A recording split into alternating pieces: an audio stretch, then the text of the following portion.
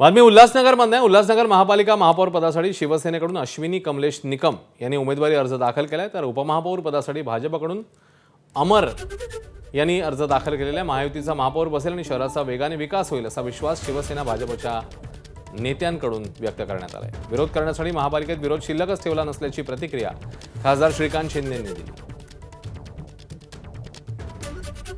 आज या ठिकाणी आनंद होतोय की आज माननीय मुख्य नेते उपमुख्यमंत्री एकनाथजी शिंदे साहेबांच्या नेतृत्वाखाली आणि त्याचबरोबर रवींद्र चव्हाण साहेबांच्या नेतृत्वाखाली या उल्हासनगर म्युनिसिपल कॉर्पोरेशनमध्ये महापौर पदासाठी सौ निकम मॅडम आणि त्याचबरोबर उपमहापौर पदासाठी अमर लुंडजी हे दोन्ही जे आहे शिवसेना आणि भारतीय जनता पार्टी याचे उमेदवार जे आहे हे या ठिकाणी त्यांनी उमेदवारी अर्ज भरलेला आहे।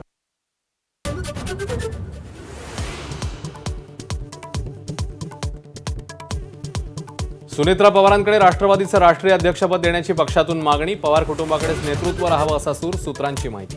तर राष्ट्रवादी नेत्यांची मुख्यमंत्र्यांसोबतही खलबतं।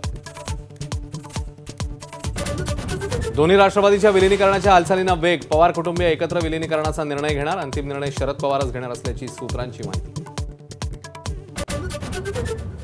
अजित पवारांच्या अकाली निधनामुळे राज्याचा अर्थसंकल्प मुख्यमंत्री फडणवीस मांडण्याची शक्यता। 23 फेब्रुवारीपासून अर्थसंकल्पीय अधिवेशनाला सुरुवात, तर 6 मार्चला अर्थसंकल्प सादर होणार।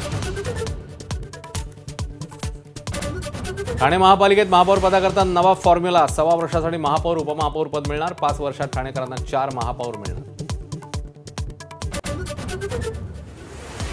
अकोला महापालिकेत सत्ता राखण्यात भाजपला यश। भाजपच्या शारदा खेडकर महापौरपदी, तर एमआयएमचे नगरसेवक तटस्थ राहिल्यानं काँग्रेस आणि एमआयएम मध्ये राडा।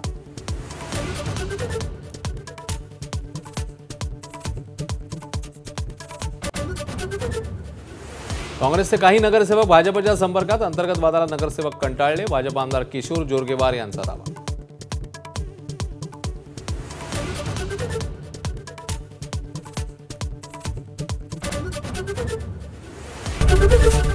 एबीपी माझा, उघडा डोळे बघा नीट।